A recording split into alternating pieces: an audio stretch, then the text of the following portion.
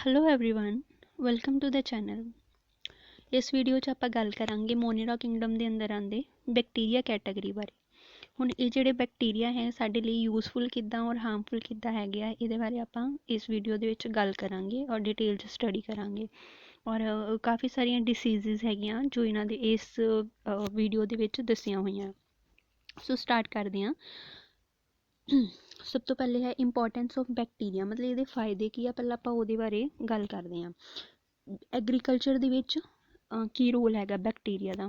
ਹੁਣ ਜਿੱਦਾਂ ਕਿ ਅਗਰ ਪਲਾਂਟ ਕਦੋਂ ਗਰੋ ਕਰਦਾ ਆ, ਜਾਂ ਤਾਂ ਸੋਇਲ ਦੇ ਵਿੱਚ ਨਿਊਟਰੀਐਂਟਸ ਅੱਛੇ ਹੋਣਗੇ ਤਾਂ ਪਲਾਂਟ ਦੀ ਗਰੋਥ ਹੁੰਦੀ ਆ। ਦੂਸਰਾ, ਪਲਾਂਟ ਨੂੰ ਅਗਰ ਨਾਈਟ੍ਰੋਜਨ ਪ੍ਰੋਪਰ ਮਿਲਦੀ ਹੈਗੀ ਆ ਤਾਂ ਪਲਾਂਟ ਗਰੋ ਕਰ ਪਾਉਂਦੇ ਆ। ਸੋ ਅਗਰ ਬੈਕਟੀਰੀਆ ਸੋਇਲ ਦੇ ਵਿੱਚ ਪ੍ਰੈਜੈਂਟ ਹੁੰਦੀ ਆ ਉਹਦੇ ਨਾਲ ਸੋਇਲ ਦੀ ਫਰਟੀਲਿਟੀ ਵੀ ਵੱਧਦੀ ਆ।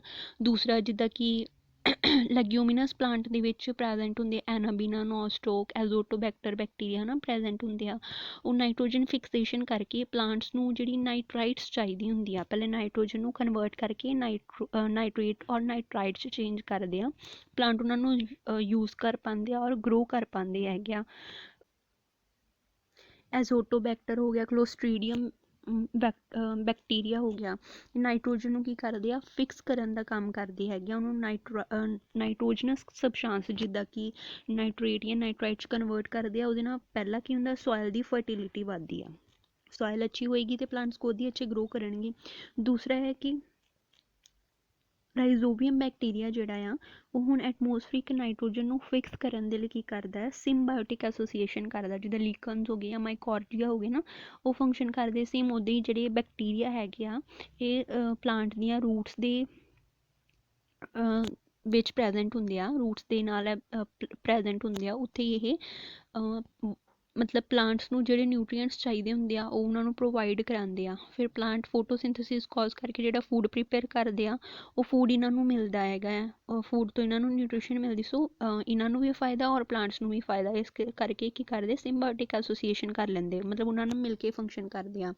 ਫਿਰ ਹੈ ਕਿ ਨਾਈਟ੍ਰੋਸੋਮੋਨਾਸ ਹੋ ਗਿਆ, ਉਹ ਅਮੋਨੀਆ ਨੂੰ ਨਾਈਟਰਾਈਟਸ 'ਚ ਕਨਵਰਟ ਕਰਦਾ, ਫਿਰ ਨਾਈਟਰਾਈਟਸ ਨੂੰ ਅੱਗੇ ਨਾਈਟ੍ਰੇਟਸ 'ਚ ਕਨਵਰਟ ਕਰਦਾ ਆ, ਜਿਹਨੂੰ ਅਸੀਂ ਕੀ ਕਹਿੰਦੇ ਹਾਂ, ਨਾਈਟ੍ਰੀਫਿਕੇਸ਼ਨ ਕਹਿੰਦੇ ਹੈਗੇ ਆ। ਔਰ ਇਹ ਕਿਹਦੇ ਕਰਕੇ ਹੁੰਦਾ ਆ, ਕਿਹਦੀ ਹੈਲਪ ਦੇ ਨਾਲ ਹੁੰਦਾ ਆ, ਨਾਈਟ੍ਰੋਬੈਕਟਰ ਦੀ ਹੈਲਪ ਦੇ ਨਾਲ ਹੁੰਦਾ ਆ, ਜਿਹਦੇ ਨਾਲ ਨਾਈਟ੍ਰੀਫਿਕੇਸ਼ਨ ਦੀ ਪ੍ਰੋਸੈਸ ਹੁੰਦੀ ਆ ਔਰ ਨਾਈਟ੍ਰੋਜਨ ਕਨਵਰਟ ਹੋ ਪਾਉਂਦੀ ਆ ਉਹਨਾਂ ਸਬਸਟੈਂਸਿਸ ਦੇ ਵਿੱਚ ਜਿਹੜੀ ਕਿ ਪਲਾਂਟਸ ਦੇ ਲਈ ਬਹੁਤ ਹੀ ਜ਼ਰੂਰੀ ਹੈਗੀ ਆ। ਫਿਰ ਹੈ ਕਿ ਡੇਅਰੀ ਇੰਡਸਟਰੀਜ਼ ਦੇ ਵਿੱਚ ਕੀ ਰੋਲ ਹੈਗਾ ਆ ਬੈਕਟੀਰੀਆ ਦਾ। ਹੁਣ ਡੇਅਰੀ ਪ੍ਰੋਡਕਟਸ ਦੇ ਵਿੱਚ ਮਿਲਕ ਹੋ ਗਿਆ, ਕਰਡ ਹੋ ਗਿਆ, ਚੀਜ਼ ਹੋ ਗਿਆ। ਹੁਣ ਕਰਡ ਜਾਂ ਚੀਜ਼ ਜਿਹੜੀ ਹੈਗੀ ਆ ਉਹ ਵੀ ਬੈਕਟੀਰੀਆ ਦੇ ਥਰੂ ਪ੍ਰੀਪੇਅਰ ਹੁੰਦੇ ਆ। ਫਿਲਹਾਲ ਆਪਾਂ ਗੱਲ ਕਰਦੇ ਹਾਂ ਕਰਡ ਦੀ। ਕਰਡ, ਮਿਲਕ ਤੋਂ ਕਰਡ ਜਿਹੜਾ ਬਣਦਾ ਹੈਗਾ ਉਹ ਲੈਕਟਿਕ ਐਸਿਡ ਬੈਕਟੀਰੀਆ ਦੇ ਕਰਕੇ ਬਣਦਾ ਆ। ਬੈਕਟੀਰੀਆ ਦੀ ਕਈ ਸਪੀਸ਼ੀਜ਼ ਹੁੰਦੀਆਂ, ਲੈਕਟਿਕ ਐਸਿਡ ਦੀ ਕਈ ਸਪੀਸ਼ੀਜ਼ ਹੈਗੀਆਂ, ਜਿੱਦਾਂ ਕਿ ਬੈਕਟੀਰੀਅਮ ਲੈਕਟੀਸੀ ਐਸਿਡੀ ਔਰ ਬੈਕਟੀਰੀਅਮ ਐਸਿਡੀ ਲੈਕਟੀਸੀ। ਠੀਕ ਹੈ, ਇਹ ਜਿਹੜੀ ਬੈਕਟੀਰੀਆ ਹੈਗੇ ਆ ਇਹ ਲੈਕਟਿਕ ਐਸਿਡ ਪ੍ਰੋਡਿਊਸ ਕਰਦੇ ਆ। ਔਰ ਜਿੱਦਾਂ ਕਿ ਕਰਡ ਆ, ਕਰਡ ਦੇ ਵਿੱਚ ਲੈਕਟਿਕ ਐਸਿਡ ਬਹੁਤ ਜ਼ਿਆਦਾ ਹੁੰਦਾ ਆ, ਲੈਕਟਿਕ ਐਸਿਡ ਪ੍ਰੈਜੈਂਟ ਹੁੰਦਾ ਹੈ ਮਤਲਬ। ਔਰ ਮਿਲਕ ਤੋਂ ਕਰਡ ਹੁਣ ਕਿੱਦਾਂ ਬਣਦਾ, ਮਿਲਕ 'ਚ ਜਦੋਂ ਅਸੀਂ ਇਨੋਕੂਲਮ ਪਾ ਦਿੰਦੇ ਹੈਗੇ ਹਾਂ, ਥੋੜ੍ਹਾ ਜਿਹਾ ਕਰਡ ਐਡ ਕਰ ਦਿੰਦੇ ਹਾਂ, ਉਹਨੂੰ ਹਿਊਮਿਡ ਇਨਵਾਇਰਮੈਂਟ 'ਚ ਰੱਖਣ 'ਤੇ ਕੀ ਹੁੰਦਾ, ਜਿਹੜੇ ਲੈਕਟਿਕ ਐਸਿਡ ਬੈਕਟੀਰੀਆ ਹੁੰਦੇ ਆ ਉਹ ਬਹੁਤ ਜਲਦੀ ਉੱਥੇ ਮਲਟੀਪਲਾਈ ਕਰ ਜਾਂਦੇ, ਉਸ ਮਿਲਕ 'ਚ ਬਹੁਤ ਜਲਦੀ ਮਲਟੀਪਲਾਈ ਕਰਕੇ ਮਿਲਕ ਪ੍ਰੋਟੀਨ ਨੂੰ ਬ੍ਰੇਕ ਕਰਕੇ ਲੈਕਟਿਕ ਐਸਿਡ ਦੇ ਵਿੱਚ ਕਨਵਰਟ ਕਰ ਦਿੰਦੇ ਹੈਗੇ ਆ, ਜਿਹਦੇ ਨਾਲ ਜਿਹੜਾ ਮਿਲਕ ਆ ਉਹ ਕਰਡ ਦੇ ਵਿੱਚ ਕਨਵਰਟ ਹੋ ਜਾਂਦਾ ਹੈ।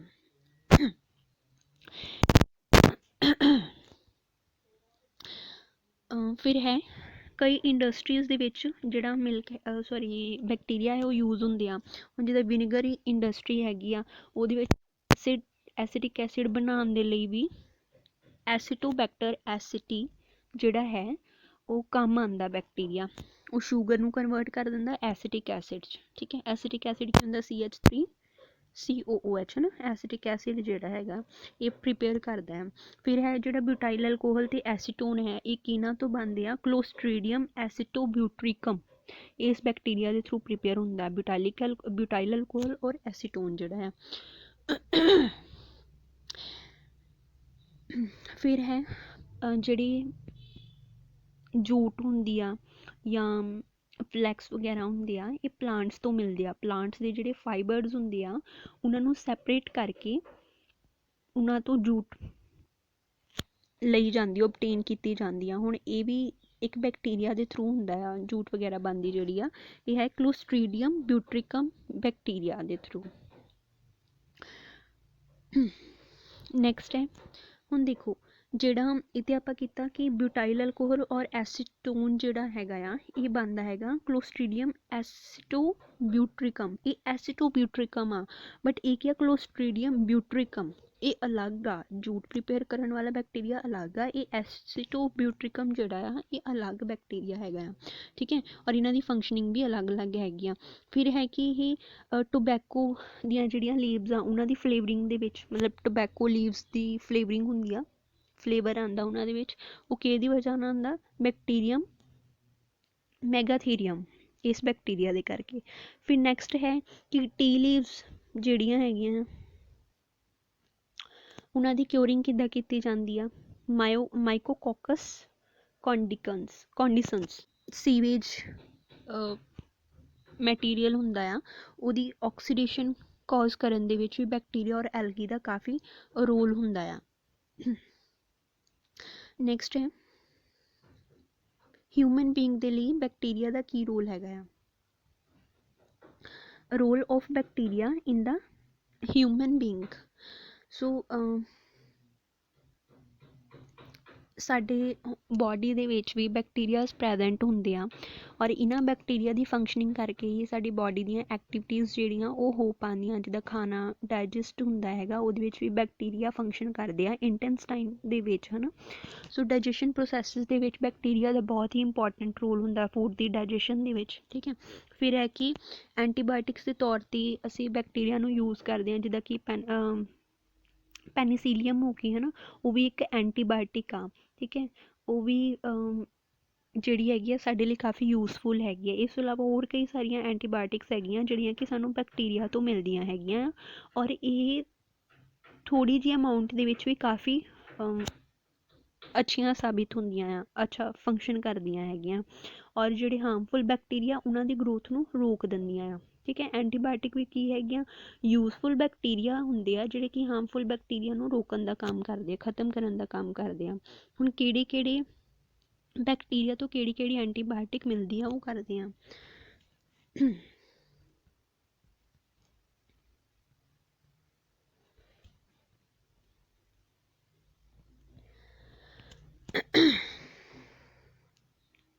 ਸਬਟੇਲਿਨ ਮਿਲਦੀ ਹੈਗੀ ਆ ਬੈਸਿਲਸ ਸਬਟਿਲਿਸ ਤੋਂ। ਪੋਲੀਮਿਕਸਿਨ ਐਂਟੀਬਾਇਓਟਿਕ ਜਿਹੜੀ ਆ ਉਹ ਬੈਸਿਲਸ ਪੋਲੀਮਿਕਸਾ ਤੋਂ ਮਿਲਦੀ ਆ। ਜਿਹੜੀ ਸਟੈਪਟੋਮਾਈਸਿਨ ਆ ਜਾਂ ਸਾਈਕਲੋਹੈਕਸੀਮਾਈਡ ਐਂਟੀਬਾਇਓਟਿਕ ਹੈਗੀ ਆ, ਸਟੈਪਟੋਮਾਈਸਿਸ ਗ੍ਰੀਸੀਅਸ ਤੋਂ ਮਿਲਦੀ ਆ। ਕਲੋਰੋਮਾਈਸਿਟਿਨ ਜਿਹੜੀ ਹੈਗੀ ਆ ਸਟੈਪਟੋਮਾਈਕਸ ਵੈਨੇਜ਼ੁਏਲਾ ਤੋਂ ਮਿਲਦੀ ਆ, ਠੀਕ ਹੈ। ਨੈਕਸਟ ਹੈ ਟੈਰਾਮਾਈਸਿਨ ਜਿਹੜੀ ਹੈਗੀ ਆ, ਇਹ ਮਿਲਦੀ ਹੈਗੀ ਆ ਸਟੈਪਟੋਮਾਈਸਿਸ ਸਪੀਸ਼ੀਜ਼ ਆ, ਐਸ ਮਤਲਬ ਸਟੈਪਟੋਮਾਈਸਿਸ ਦੀ ਜਿਹੜੀ ਸਪੀਸ਼ੀਜ਼ ਆ ਉਹ ਆ ਸਟੈਪਟੋਮਾਈਸਿਸ ਰਿਮੋਸਿਸ ਤੋਂ ਮਿਲਦੀ ਆ, ਠੀਕ ਹੈ। ਏਓਰੀਓਮਾਈਸਿਨ ਜਿਹੜੀ ਹੈਗੀ ਆ ਇਹ ਸਟੈਪਟੋਮਾਈਸਿਨ ਏਓਰੀਫੈਸੈਂਸ ਤੋਂ ਮਿਲਦੀ ਆ। ਐਰੀਥਰੋਮਾਈਸਿਨ ਮਿਲਦੀ ਹੈਗੀ ਆ ਸਟੈਪਟੋਮਾਈਸਿਸ ਐਰੀਥਰੀਅਸ। ਫਿਰ ਹੈ ਨਿਓਮਾਈਸਿਨ ਮਿਲਦੀ ਹੈਗੀ ਆ ਸਟੈਪਟੋਮਾਈਸਿਸ ਫਰੈਡੀਏ ਤੋਂ ਮਿਲਦੀ ਆ, ਠੀਕ ਹੈ। ਇਹ ਸਾਰੇ ਬੈਕਟੀਰੀਆ ਹੈ ਜਿਨ੍ਹਾਂ ਤੋਂ ਸਾਨੂੰ ਇਹ ਸਾਰੀਆਂ ਐਂਟੀਬਾਇਓਟਿਕਸ ਮਿਲਦੀਆਂ ਆ। ਬੈਕਟੀਰੀਆ ਕਾਫੀ ਯੂਜ਼ਫੁਲ ਹੈਗੇ ਆ। ਹੁਣ ਅਸੀਂ ਗੱਲ ਕਰਦੇ ਹਾਂ ਕਿ ਹਾਰਮਫੁਲ ਕਿੱਦਾਂ ਹੈਗੀਆਂ, ਨੁਕਸਾਨ ਕਿੱਦਾਂ ਕਰਦੇ ਆ। ਪਹਿਲਾਂ ਕਿ ਫੂਡ ਸਪੋਇਲ ਕਰ ਦਿੰਦੇ ਆ, ਹੈ ਨਾ। ਹੁਣ ਅਗਰ ਗਰਮੀ ਦੇ ਮੌਸਮ 'ਚ ਅਸੀਂ ਬਾਹਰ ਅਗਰ ਬਾਹਰ ਖਾਣਾ ਰੱਖ ਦਿੰਦੇ ਹਾਂ, ਫੂਡ ਰੱਖ ਦਿੰਦੇ ਹਾਂ ਅਤੇ ਉਹ ਖ਼ਰਾਬ ਹੋ ਜਾਂਦਾ ਆ, ਹੈ ਨਾ। ਬੈਕਟੀਰੀਅਲ ਫੰਕਸ਼ਨ ਦੇ ਕਰਕੇ, ਬੈਕਟੀਰੀਅਲ ਐਕਸ਼ਨ ਦੇ ਕਰਕੇ ਫੂਡ ਖ਼ਰਾਬ ਹੋ ਜਾਂਦਾ ਆ। ਉਹਦੇ ਵਿੱਚ ਪੋਇਜ਼ਨ ਇੱਕ ਤਰ੍ਹਾਂ ਦਾ ਪੈਦਾ ਕਰ ਦਿੰਦੇ ਆ, ਇਹ ਕੈਮੀਕਲਸ ਪੈਦਾ ਕਰ ਦਿੰਦੇ ਜਿਹੜੇ ਸਾਡੇ ਲਈ ਹਾਰਮਫੁਲ ਹੁੰਦੇ ਆ। ਸੋ ਇਸੇ ਕਰਕੇ ਆਪਾਂ ਗਰਮੀਆਂ ਦੇ ਵਿੱਚ ਫੂਡ ਨੂੰ ਜ਼ਿਆਦਾਤਰ ਰੈਫਰੀਜਰੇਟਰ ਦੇ ਵਿੱਚ ਫਰੀਜ਼ ਕਰਕੇ ਰੱਖਦੇ ਹਾਂ।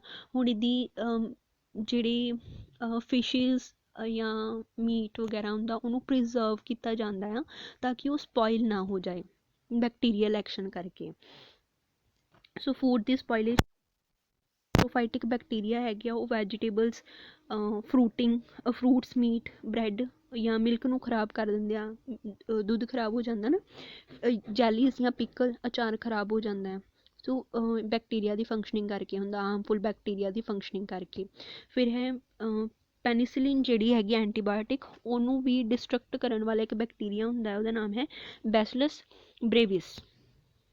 ਠੀਕ ਹੈ, ਇਹ ਉਹਦੇ 'ਤੇ ਐਕਟ ਕਰਦਾ ਆ ਔਰ ਉਹਦੀਆਂ ਯੂਜ਼ਫੁਲ ਜਿਹੜੀਆਂ ਕੁਆਲਿਟੀਜ਼ ਹੈਗੀਆਂ ਆ, ਫੀਚਰਸ ਹੈਗੇ, ਉਹਨਾਂ ਨੂੰ ਖ਼ਤਮ ਕਰ ਦਿੰਦਾ ਪੈਨੀਸਿਲਿਨ ਦੇ। ਫਿਰ ਹੈ ਕਾਟਨ ਸਪੋਇਲੇਜ, ਇਹ ਕੇਸ ਬੈਕਟੀਰੀਆ ਦੇ ਥਰੂ ਹੁੰਦੀ, ਕਲੋਸਟ੍ਰੀਡੀਅਮ ਬੋਟੁਲਿਨਮ ਬੈਕਟੀਰੀਆ ਦੇ ਥਰੂ। ਉਸ ਤੋਂ ਬਾਅਦ ਹੈ ਡੀਸਲਫਿਊਰੀਕੇਸ਼ਨਸ ਆਫ ਦ ਸੋਇਲ। ਕਈ ਵਾਰ ਕੀ ਹੁੰਦਾ ਆ ਕਿ ਜਿਹੜੇ ਬੈਕਟੀਰੀਆ ਹੁੰਦੇ ਆ, ਠੀਕ ਹੈ, ਉਹ ਕੀ ਕਰਦੇ ਆ, ਜਿਹੜੇ ਸੋਇਲ ਦੇ ਵਿੱਚ ਸਲਫੇਟ ਆਇਨਸ ਹੁੰਦੇ ਆ, ਨਿਊਟਰੀਐਂਟਸ ਦੇ ਤੌਰ 'ਤੇ ਸਲਫੇਟ ਆਇਨਸ ਪ੍ਰੈਜੈਂਟ ਹੁੰਦੇ, ਕਿਉਂਕਿ ਪਲਾਂਟਸ ਨੂੰ ਵੀ ਕਈ ਸਾਰੇ ਮਿਨਰਲਸ, ਕਈ ਸਾਰੇ ਆਇਨਸ ਦੀ ਜ਼ਰੂਰਤ ਪੈਂਦੀ, ਜਿੱਦਾਂ ਪੋਟਾਸ਼ੀਅਮ ਆਇਨ, ਸੋਡੀਅਮ ਆਇਨ ਦੀ ਨਾ, ਉਹਦੀ ਉਹਨਾਂ ਕੋਲ ਸਲਫੇਟ ਹੁੰਦੇ ਆ ਸੋਇਲ ਦੇ ਵਿੱਚ। ਔਰ ਉਹ ਸੋਇਲ ਦੇ ਵਿੱਚ ਅਗਰ ਇਹ ਬੈਕਟੀਰੀਆ ਐਕਟ ਕਰਦਾ ਆ,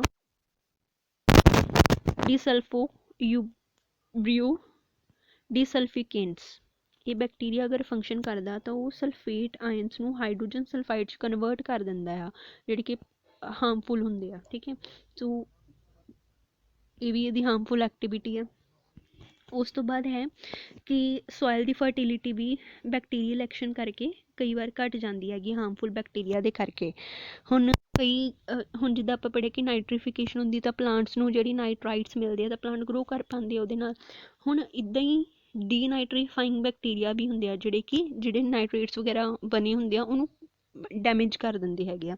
ਠੀਕ ਹੈ, ਨਾਈਟਰਾਈਟਸ ਨੂੰ ਉਹ ਦੁਬਾਰਾ ਨਾਈਟ੍ਰੋਜਨ ਦੇ ਵਿੱਚ ਕਨਵਰਟ ਕਰ ਦਿੰਦੇ ਹੈਗੇ ਆ, ਔਰ ਨਾਈਟ੍ਰੀਫਿਕੇਸ਼ਨ ਦਾ ਉਲਟਾ ਕੰਮ ਕਰ ਦਿੰਦੇ ਆ, ਜਿਹਦੇ ਨਾਲ ਜਿਹੜੀ ਪਲਾਂਟ ਨੂੰ ਨਾਈਟਰਾਈਟਸ ਚਾਹੀਦੇ ਹੁੰਦੇ ਉਹਨਾਂ ਨੂੰ ਮਿਲ ਨਹੀਂ ਪਾਉਂਦੇ। ਸੋ ਕਿਹੜੀ ਬੈਕਟੀਰੀਆ ਹੈਗੇ ਆ, ਬੈਸਿਲਸ ਡੀਨਾਈਟ੍ਰੀਫਿਕੇਂਸ, ਠੀਕ ਹੈ, ਮਾਈਕਰੋਕੋਕਸ ਡੀਨਾਈਟ੍ਰੀਫਿਕੇਂਸ ਐਂਡ ਥਾਇਓਬੈਸਿਲਸ ਡੀਨਾਈਟ੍ਰੀਫਿਕੇਂਸ ਹੋ ਗਏ।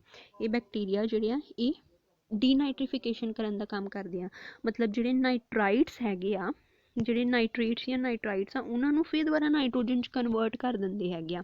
ਠੀਕ ਹੈ, ਨਾਈਟ੍ਰੋਜਨ ਦੇ ਵਿੱਚ ਕਨਵਰਟ ਕਰ ਦਿੰਦੇ ਆ। ਉਸ ਤੋਂ ਨੈਕਸਟ ਹੈ ਕੁਛ ਡਿਸੀਜ਼ਜ਼ ਜਿਹੜੀਆਂ ਕਿ ਪਲਾਂਟਸ, ਹਿਊਮਨ ਅਤੇ ਐਨੀਮਲਸ ਨੂੰ ਹੁੰਦੀਆਂ। ਔਰ ਜਿਹੜਾ ਆਪਣਾ ਮਾਸਟਰ ਕੈਡਰ ਦਾ ਐਗਜ਼ਾਮ ਹੁੰਦਾ, ਇਹਦੇ ਵਿੱਚ ਇਹਨਾਂ ਰਿਲੇਟਿਡ ਪ੍ਰੀਵੀਅਸ ਈਅਰਸ ਦੇ ਜਿਹੜੇ ਐਗਜ਼ਾਮਸ ਹੋਏ ਹੈਗੇ ਆ, ਉਹਨਾਂ ਦੇ ਵਿੱਚ ਕਾਫੀ ਕੁਸ਼ਚਨਸ ਜਿਹੜੇ ਆ ਉਹ ਇਹਨਾਂ ਦੇ ਵਿੱਚੋਂ ਹੀ ਆਏ ਹੋਏ ਆ। ਡਿਸੀਜ਼ਜ਼ 'ਤੇ ਕਾਫੀ ਸਾਰੇ ਕੁਸ਼ਚਨ ਪੁੱਛ ਲੈਂਦੇ ਹੈਗੇ ਆ ਕਿ ਕਿਹੜੀ ਡਿਸੀਜ਼ ਜਿਹੜੀ ਉਹ ਕਿਸ ਬੈਕਟੀਰੀਆ ਦੇ ਥਰੂ ਹੁੰਦੀ, ਔਰ ਆਪਾਂ ਨੂੰ ਆਪਸ਼ਨਸ ਦੇ ਦਿੰਦੇ ਆ। ਸੋ ਉਹਨਾਂ 'ਚੋਂ ਕਰੈਕਟ ਆਪਸ਼ਨਸ ਆਪਾਂ ਫਾਈਂਡ ਆਊਟ ਕਰਨੀਆਂ, ਅਗਰ ਕਲੀਅਰ ਹੋਏਗਾ ਤਾਂ ਆਰਾਮ ਨਾਲ ਕਰ ਪਾਵਾਂਗੇ।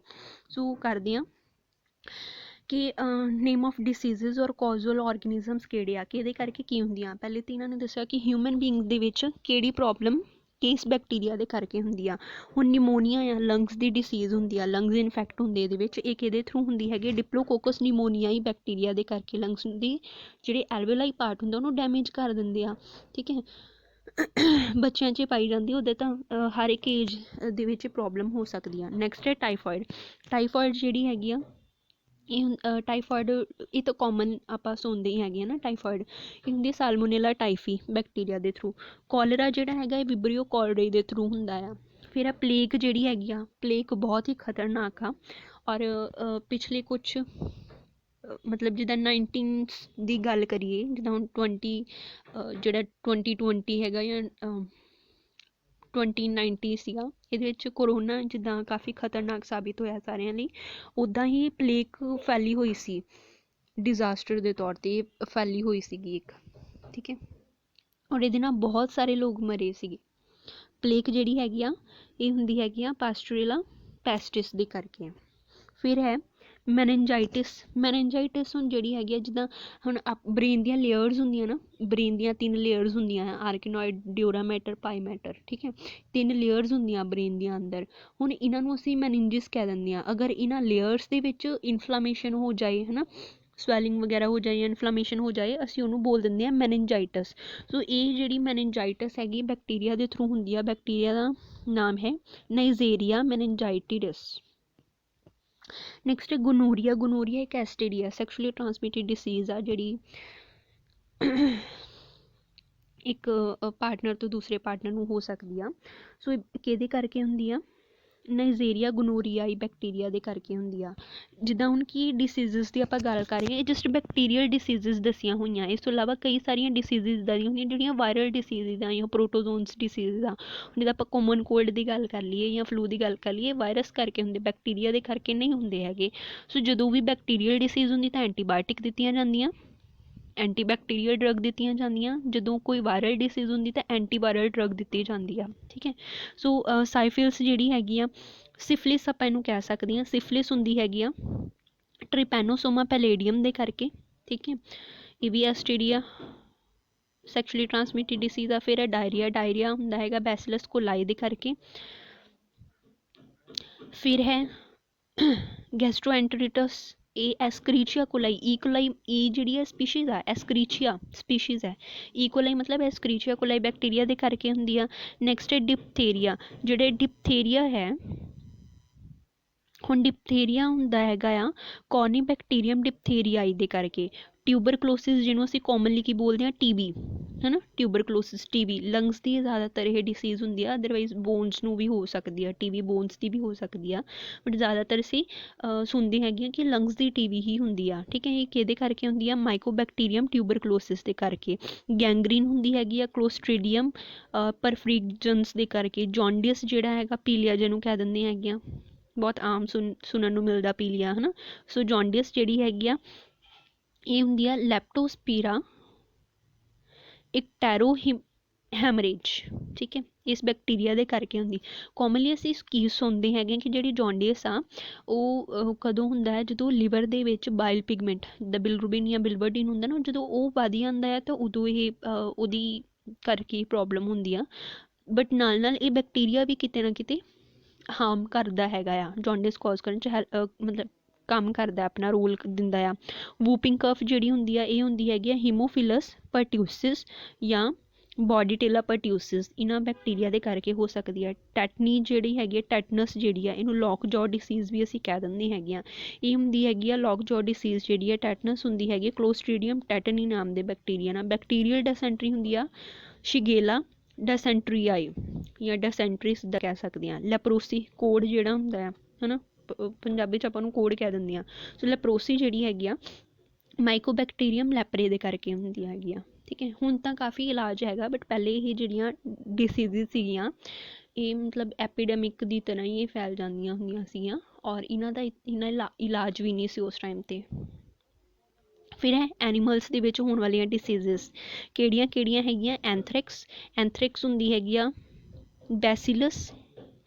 ਬੈਸਿਲਸ ਐਂਥਰਿਕਸ। ਫਿਰ ਹੈ ਬਲੈਕ ਲੈਗ ਡਿਸੀਜ਼ ਹੁੰਦੀ ਹੈਗੀ ਕਲੋਸਟ੍ਰੀਡੀਅਮ ਕੋਵੀਨਾ।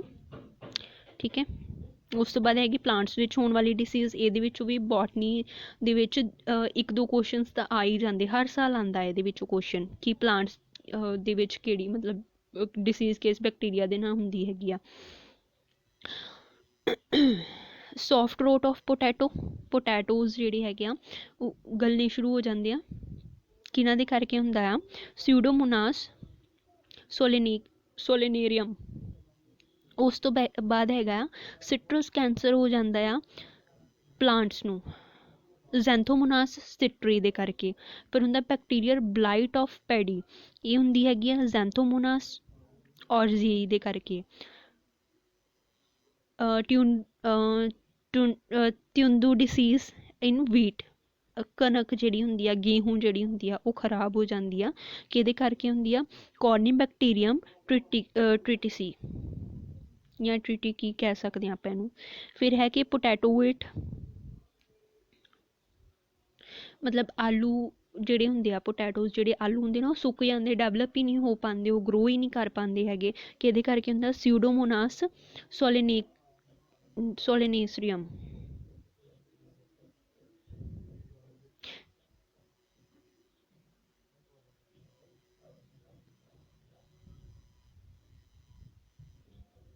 ਸੇਮ ਇਹਦੇ ਕਰਕੇ। ਠੀਕ ਹੈ। ਸੌਫਟ ਰੋਟ ਵੀ ਇਹਦੇ ਕਰਕੇ ਹੁੰਦੀ ਆ, ਵਿਲਟਿੰਗ ਵੀ ਇਹਦੇ ਕਰਕੇ ਹੁੰਦੀ ਆ। ਨੈਕਸਟ ਹੈ fire blight of Apple and peach. Apple ਔਰ ਪੀਚ ਕਿਹਦੇ ਕਰਕੇ ਖਰਾਬ ਹੋ ਜਾਂਦੇ, ਕਿਹੜੇ ਬੈਕਟੀਰੀਆ ਦੇ ਕਰਕੇ, ਐਰਵੀਨੀਆ ਐਮਾਈਲੋਵੋਰਾ। ਫਿਰ ਹੈ ਕਰਾਊਨ ਗॉल ਆਫ ਬੀਟ ਸ਼ੂਗਰ ਜਿਹੜੀ ਹੈਗੀ ਆ ਉਹ ਕਿਹਦੇ ਨਾਲ ਖਰਾਬ ਹੋ ਜਾਂਦੇ ਹੈਗੇ ਆ, ਐਗਰੋਬੈਕਟੀਰੀਅਮ ਦੇ ਕਰਕੇ। ਨੈਕਸਟ ਹੈ ਬਲੈਕ ਰੋਟ ਆਫ ਕੈਬੇਜ। ਕੈਬੇਜ ਖਰਾਬ ਹੋ ਜਾਂਦੀ ਕਿਹਦੇ ਕਰਕੇ ਹੁੰਦੀ ਆ, ਜ਼ੈਂਥੋਮੋਨਾਸ ਕੈਂਪੈਸਟ੍ਰਿਸ ਬੈਕਟੀਰੀਆ ਦੇ ਕਰਕੇ। ਠੀਕ ਹੈ, ਸੋ ਇਹ ਅੱਜ ਆਪਾਂ ਕੀਤੀਆਂ ਹੈਗੀਆਂ ਬੈਕਟੀਰੀਅਲ ਡਿਸੀਜ਼ਿਸ ਔਰ ਬੈਕਟੀਰੀਆ ਦੇ ਕੁਛ ਯੂਜ਼ਸ ਵੀ ਪੜ੍ਹੇ ਆ। Thank you.